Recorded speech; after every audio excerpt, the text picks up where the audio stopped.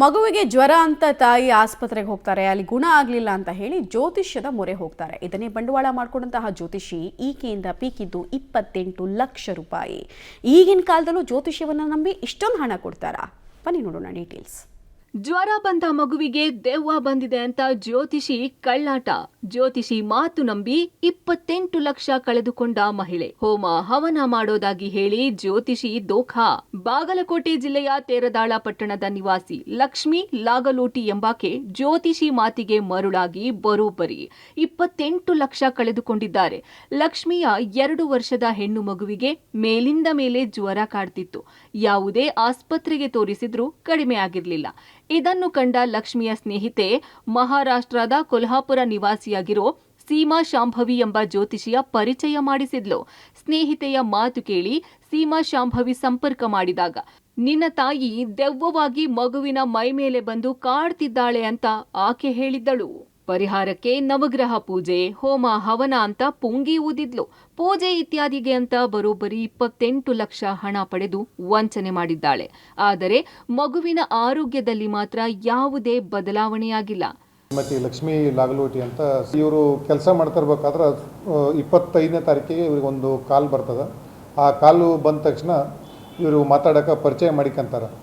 ಪರಿಚಯ ಮಾಡ್ಕೊಂಡು ಏನು ಹೇಳ್ತಾರೆ, ನನ್ನ ಹೆಸರು ಈ ಥರ ಶಿವು ಶಾಂಭವಿ ಅಲಿಯಾಸು ಸೀಮಾ ಶೆಟ್ಟಿ ಅಂತ ಹೇಳಿ ಪರಿಚಯ ಮಾಡಿಕೊಂತಾರೆ.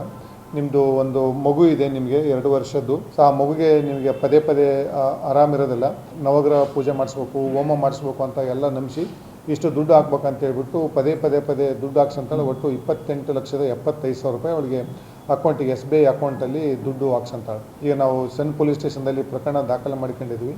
ಏನು ಆರೋಪಿ ಸೀಮಾ ಶೆಟ್ಟಿ ಇದ್ದಾಳಲ್ಲ, ಅವ್ರನ್ನ ನಾವು ಅರೆಸ್ಟ್ ಮಾಡೋದಕ್ಕೆ ಆಲ್ರೆಡಿ ಟೀಮು ಕೂಡ ಫಾರ್ಮ್ ಮಾಡಿದ್ವಿ. ಲಕ್ಷ್ಮಿ ಖಾಸಗಿ ಸಹಕಾರಿ ಬ್ಯಾಂಕ್ನಲ್ಲಿ ಕ್ಲರ್ಕ್ ಆಗಿದ್ದಾರೆ. ಬಿಕಾಂ ಪದವೀಧರೆ ಬೇರೆ. ವಿಪರ್ಯಾಸ ಅಂದ್ರೆ ಇಂದಿಗೂ ಒಮ್ಮೆಯೂ ಸೀಮಾ ಶಾಂಭವಿ, ಲಕ್ಷ್ಮಿ ಇಬ್ಬರು ನೇರವಾಗಿ ಭೇಟಿಯಾಗಿಲ್ಲ.